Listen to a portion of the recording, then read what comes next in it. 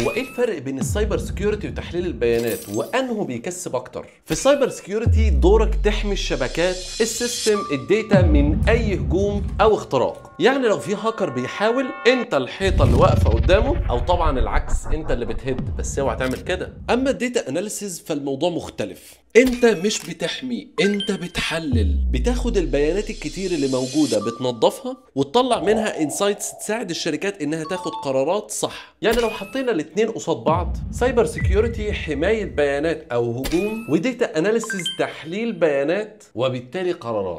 هتسالني طب مين الاهم وفرصه اكبر في سوق العمل؟ هقول لك الاتنين مهمين جدا، بس توجهك والبلد اللي انت فيها هم اللي بيفرقوا. لو بتحب الحمايه والامان يبقى سايبر سيكيورتي، بس خلي بالك الفرص في بلادنا العربيه مش احسن حاجه. اما لو بتحب الارقام والانماط والفرص الكتير الحلوه يبقى ديتا اناليسيز. اكتب لي في الكومنتات عاوز تعرف الفرق بين مجالات ايه وهرد عليك.